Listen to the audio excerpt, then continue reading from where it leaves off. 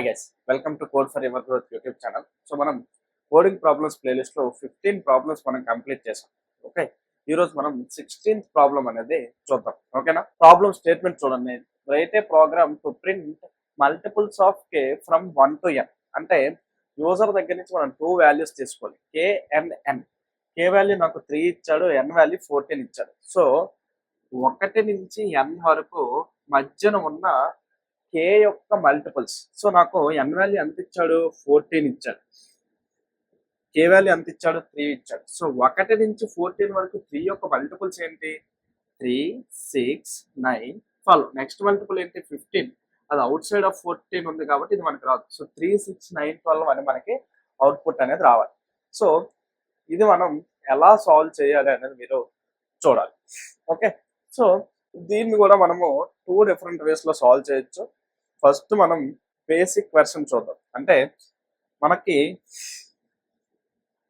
For ఇక్కడ మనకి ఒక initialization statement, condition checking statement, updation statement ఉండాలి. సో మనకి అవుట్పుట్ అనేది ఎక్కడి నుంచి స్టార్ట్ అవుతుంది చూడండి. ఏ ఇన్పుట్ ఇచ్చినా సరే ఆ కే నుంచి స్టార్ట్ అవుతుంది, అంతేనా. కే వాల్యూ 3 ఇచ్చాడు కాబట్టి int i equal to k. K నుంచి i less than or equal to n వరకు మనము ఐ ప్లస్ ఈక్వల్ టు 3 అని చేసాం అనుకోండి. Sorry, i plus equal to k అని చేసాం అనుకోండి. ఇక్కడ మనము system dot out dot println అని ఐ అని రాస్తే సరిపోతుంది. ఇది నేను ఎందుకు రాశాను అంటే మనకి 3, 6, 9, 12 వచ్చింది. అంటే మనకి కే నుంచి స్టార్ట్ అయింది, అంటే 3 నుంచి స్టార్ట్ అయింది. తరువాత మల్టిపుల్ ఏంటి మనకి, దానికి కే యాడ్ చేస్తూ వచ్చింది, అంతేనా, 6. దానికి కే వాల్యూ అంతా 3 యాడ్ చేస్తే 9 వచ్చింది. దానికి k equal to 3 value add చేస్తే 12 వచ్చింది. దానికి k equal to 3 value add చేస్తే 15 వచ్చింది. ఈ 15 అనేది మనకి outside of the n value కాబట్టి అది మనకి ప్రింట్ అవుట్. అంటే ఎవ్రీ టైం మనము 3, 3, 3 ప్లస్ చేస్తే మనకి సరిపోతుందా, అంతేనా. మనము 1 నుంచి n వరకు ప్రింట్ చేయాలంటే ఐ ప్లస్ ప్లస్ అని యూజ్ చేసాం. కానీ ఇక్కడ నాకు ఏం చేయాలి, 1 నుంచి n వరకే ప్రింట్ చేయాలి. కానీ ఏం ప్రింట్ చేయాలి, కే యొక్క మల్టిపుల్స్ ప్రింట్ చేయాలి. అంటే ఎవ్రీ టైం కే కే కే కే అనేది ప్లస్ చేయాలి. కాబట్టి నేను i plus equal to k అని రాశాను. దాని మీనింగ్ ఏంటి, i equal to i plus k అని మీనింగ్. ఐ ప్లస్ ప్లస్ అంటే మీనింగ్ ఏంటి, i equal to i plus 1 అని మీనింగ్. ఓకే, సో మనం ఇక్కడ ఏం రాయాలి, i plus equal to k రాయాలి. సో ఎవ్రీ టైము కే అనేది యాడ్ అయ్యి ఎగ్జిక్యూట్ అవుతుంది. సో ఓకే, అది బాగానే ఉంది సార్. మరి ఐ ఈక్వల్ టు కే అని ఎందుకు రాశారు, మనం 1 to n రాసినప్పుడు ఐ ఈక్వల్ టు 1 రాసాం కదా. అంటే మనకి ఫస్ట్ అవుట్పుట్ లో ఏం రావాలి, కే వాల్యూ అంత అయితే అంత రావాలి, అంతేనా. ఒకవేళ నాకు కే వాల్యూ 2 ఇచ్చాడు అనుకోండి, నాకు అవుట్పుట్ ఎలా రావాలి, 2, 4, 6, 8, 10, 12, 14 రావాలి, అంతేనా.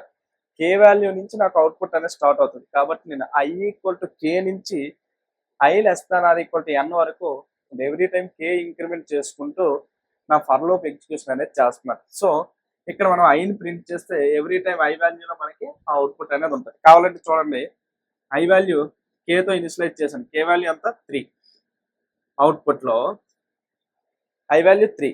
So 3 less than or equal to n value అంతా 14. కండిషన్ ట్రూ ఆఫ్ ఫాల్సా, ట్రూ. కాబట్టి ఎగ్జిక్యూషన్ లోపలికి వచ్చి system dot out dot print i అంటే ఐ వాల్యూ ఎంత ఉంది, 3 కాబట్టి 3 ప్రింట్ అవుతుంది. Next execution i plus equal to k, modification స్టేట్మెంట్కి వెళ్తుంది. అంటే 3కి మళ్ళీ కే యాడ్ అవుతుంది. అంటే 3 + 3 అంటే 6 అవుతుంది, అంతేనా. 6 less than or equal to 14. Condition true of ఫాల్సా, ట్రూ. కాబట్టి లోపలికి వచ్చి system dot out dot print i అంటే 6 ప్రింట్ అవుతుంది. తర్వాత 9 అవుతుంది. 9 less than or equal to 14. Condition true కాబట్టి లోపలికి వచ్చి 9 ప్రింట్ అవుతుంది. తర్వాత 12 అవుతుంది. 12 less than or equal to 14. Condition true కాబట్టి లోపలికి వచ్చి 12 ప్రింట్ అవుతుంది. తరువాత మనకి 12 + 3 అంటే 15 అవుతుంది. 15 less than or equal to 14. Condition false కాబట్టి మనకి outside of the loop అనేది వచ్చేస్తుంది. కాబట్టి మనకి ఈ విధంగా అవుట్పుట్ అనేది వస్తుంది, 3, 6, 9, 12 అనే అవుట్పుట్ వస్తుంది. సో ఈ వేలో అయినా సాల్వ్ చేసుకోవచ్చు, లేకపోతే మనము అదర్ వే, అది బెస్ట్ వే మనకి. ఓకే, అంటే మ్యాక్సిమం అదే యూజ్ చేస్తారు అందరూ. సో ఒకసారి అది చూద్దాం. చూడండి, ఇది ఈ సెకండ్ వే ఏంటి అంటే మనకి 1 నుంచి n వరకు k యొక్క మల్టిపుల్స్ కాబట్టి 1 నుంచి n వరకు మనం లూప్ని ఇటరేట్ చేద్దాం. లూప్ని ఇటరేట్ చేసి ఎవ్రీ నెంబర్ అంటే 1 2 3 4 ఎవ్రీ నెంబర్ మనం ఇటరేట్ చేసి ఎవ్రీ నెంబర్ కూడా మనము అది k యొక్క మల్టిపులా కాదా అని వెరిఫై చేసుకున్నాం. ఒకవేళ నాకు k యొక్క మల్టిపుల్ అయితే మనం ప్రింట్ చేద్దాం, లేకపోతే మనం ప్రింట్ చేద్దాం అంతే.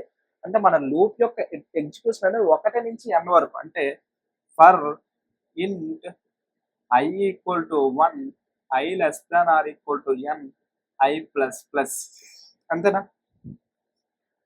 1 నుంచి n వరకు 1 by 1 ఇంక్రిమెంట్ అవుతూ వెళ్ళాలని చెప్పాను. కాబట్టి నేను లూప్ ఇలా రాస్తే నాకు 1 నుంచి n వరకు 1 by 1 ఇంక్రిమెంట్ అవుతూ వెళ్తాను, అంతేనా?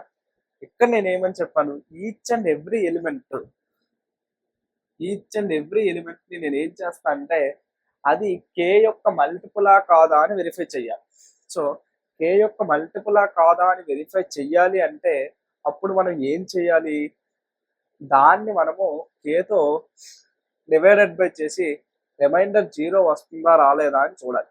kతో డివైడెడ్ బై చేసినప్పుడు రిమైండర్ 0 వస్తే అప్పుడు మనము దాన్ని k యొక్క మల్టిపుల్ అంటాం, లేకపోతే k యొక్క మల్టిపుల్ కాదు అని చెప్తాం. మనం దానికి ప్రాబ్లం కూడా రాసుకున్నాం, whether how to find whether a is multiple of b or not. ఒక ప్రోగ్రామ్ చెప్పుకున్నాం, మనం కోడింగ్ ప్రాబ్లమ్స్ ప్లేలిస్ట్ లో ఒక ప్రోగ్రామ్ ఉంటుంది, ఒకసారి మీరు అది వాచ్ చేయండి. మనం అక్కడ అది ఎందుకు చెప్పాను అంటే ఆ సబ్ ప్రాబ్లమ్ ఇలాంటి ప్రాబ్లమ్స్ లో మనము ఒక సబ్ ప్రాబ్లం కింద మనము సాల్వ్ చేయొచ్చు, అందుకే మనం దాన్ని ఫస్ట్ చెప్పాను. ఓకే, తరువాత మనం ఇది సాల్వ్ చేస్తాం. ఓకే, సో ఇప్పుడు దాన్ని మనం ఇక్కడ యూజ్ చేయాలి అంతే. ఓకే, సో ఇప్పుడు ఈ i అనేది మనకేంటి 1 to n ఇటరేట్ చేసినప్పుడు ఈచ్ ఇటరేషన్ యొక్క నెంబర్ అనేది మనకి i అనే వేరియబుల్లో ఉంటుంది. సో మనకి i అనేది kకి మల్టిపులా కాదా అని వెరిఫై చేయాలి. అంటే అప్పుడు ఏం చేయాలి, iని kతో డివైడెడ్ బై చేసినప్పుడు వచ్చే రిమైండర్ 0నా కాదా అని వెరిఫై చేయాలి. 0 అయితే ప్రింట్ చేయాలి, 0 కాకపోతే ప్రింట్ చేయకూడదు. అక్కడ మనం యూజ్ చేయాల్సిన కాన్సెప్ట్ ఏంటి, ఫ్లో ఆఫ్ ఎగ్జిక్యూషన్ ఒక కండిషన్ బేస్ చేసుకుని 2 ఫ్లోస్ కింద డివైడ్ అవుతుంది. అక్కడ మనము ఇఫ్ కాన్సెప్ట్ యూజ్ చేయాలి, అంతేనా? So if i remainder k equal to 0 అయితే system dot out dot println i, అంతే, మనకు అవుట్పుట్ అంతే. సో ఇదే మనకి ప్రోగ్రామ్, అంతకు మించి ఇంకేం లేదు. అంటే మనం 1 నుంచి n వరకు 1 by 1 ఇంక్రిమెంట్ చేసుకుంటూ వెళ్ళి ఈచ్ అండ్ ఎవ్రీ ఇటరేషన్ లో ఆ నెంబర్ అనేది k యొక్క మల్టిపులా కాదా అని వెరిఫై చేస్తున్నాం, అంతేనా? అంటే k యొక్క మల్టిపులా కాదా అంటే ఆ నెంబర్ ని మనం kతో డివైడెడ్ బై చేసినప్పుడు రిమైండర్ 0 వచ్చిందా రాలేదా అని వెరిఫై చేయాలి. రిమైండర్ 0 వస్తే అది k యొక్క మల్టిపుల్ అయినప్పుడే మనం ప్రింట్ చేయమన్నాడు. కాబట్టి మనము మల్టిపుల్ అయితే అంటే ఆ కండిషన్ ట్రూ అయితే అప్పుడు మనం ప్రింట్ ఎలన్ స్టేట్మెంట్ అనేది రాసాం. అదే మీరు ఇది రాయకుండా డైరెక్ట్ ప్రింట్ ఎలన్ స్టేట్మెంట్ రాస్తే ఏమవుతుంది, 1 నుంచి n వరకు అన్ని ప్రింట్ అయిపోతాయి. ఓకే, ఒకసారి డీబగ్గింగ్ చూడండి. i value 1 less than or equal to 14 true, లోపలికి వచ్చి 1 రిమైండర్ 3 ఈక్వల్ టు 0నా కాదా అని వెరిఫై చేస్తుంది. 1 రిమైండర్ 3 అంటే ఎంత 1 ఈక్వల్ టు 0 అంటే ఫాల్స్. ఈ కండిషన్ ఫాల్స్ అయింది కాబట్టి ఇది ఎగ్జిక్యూట్ అవ్వదు, మళ్ళీ i ప్లస్ ప్లస్ దగ్గరికి వెళ్తుంది. i వాల్యూ ఏమవుతుంది 2. ఇప్పుడు 2 less than or equal to 14 condition true. ఇక్కడ నుంచి ఇక్కడికి వచ్చి 2 less than or equal to 14 condition true. కాబట్టి ఎగ్జిక్యూషన్ లోపలికి వచ్చి 2 రిమైండర్ 3 ఈక్వల్ టు 0నా కాదా అని వెరిఫై చేస్తుంది. 2 రిమైండర్ 3 అంటే ఎంత 2 ఈక్వల్ టు 0, కండిషన్ ఫాల్స్ కాబట్టి ఇది ఎగ్జిక్యూట్ అవ్వదు. మళ్ళీ i plus plus, i value is 3 less than or equal to 14 condition true. కాబట్టి లోపలికి వచ్చి 3 remainder 3 equal to 0 equal to 0 condition true. కాబట్టి మనకి ఈ స్టేట్మెంట్ ఎగ్జిక్యూట్ అయ్యి 3 ప్రింట్ అవుతుంది. ఆ విధంగా మీరు ఫ్లో ఆఫ్ ఎగ్జిక్యూషన్ మొత్తం చూస్తే 3 6 9 12 అని ప్రింట్ అవుతుంది. ఓకే, సో ఈ విధంగా మనము ప్రోగ్రామ్ అనేది రాసుకోవచ్చు. అంటే 2 ways లో రాసుకోవచ్చు, అదైనా రాసుకోవచ్చు, ఇదైనా రాసుకోవచ్చు. ఓకే, సో మోస్ట్లీ ఇది ప్రిఫర్ చేయాలి. ఓకేనా? Yeah, hi guys. సో మనము మల్టిపుల్స్ అంటే 1 నుంచి n వరకు k మల్టిపుల్స్ ప్రింట్ చేయాలి అంటే మనము 2 డిఫరెంట్ అప్రోచెస్ మనము బోర్డు మీద సాల్వ్ చేసుకున్నాం. సో అందులో నేను ఒక అప్రోచ్ అనేది ఇక్కడ మనము ప్రోగ్రామ్ రాసి ఎగ్జిక్యూట్ చేస్తాను. ఓకే, సో నేను ప్రింట్ మల్టిపుల్స్ అని ఒక క్లాస్ క్రియేట్ చేసుకున్నాను. తర్వాత మనం మెయిన్ మెథడ్ రాసుకోవాలి కాబట్టి public static void main string args. So main method రాసుకున్నాను. మన యూజర్ దగ్గర నుంచి ఇన్పుట్ తీసుకోవాలి కాబట్టి స్కానర్ క్లాస్ యూజ్ చేయాలి. స్కానర్ క్లాస్ యూజ్ చేయాలంటే మన స్కానర్ క్లాస్ని ఇంపోర్ట్ చేసుకోవాలి కాబట్టి import Java dot util dot scanner.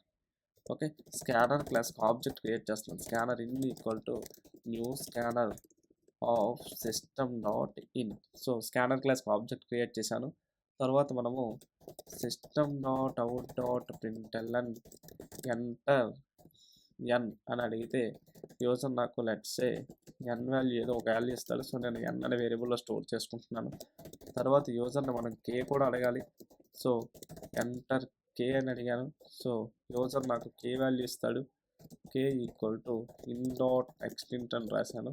So user నాకు ఎన్ కే ఇచ్చాడు. సో మనం ఏం చేయాలి, 1 నుంచి n వరకు ఉన్న k మల్టిపుల్స్ రాయాలి. కాబట్టి int I equal to 1 i less than or equal to n i plus plus అంటే 1 నుంచి n వరకు 1 by 1 ఇంక్రిమెంట్ చేసుకుంటూ వెళ్ళాను. సో ఈచ్ ఐని మనము వెరిఫై చేయాలి, అది k యొక్క మల్టిపులా కాదా అని.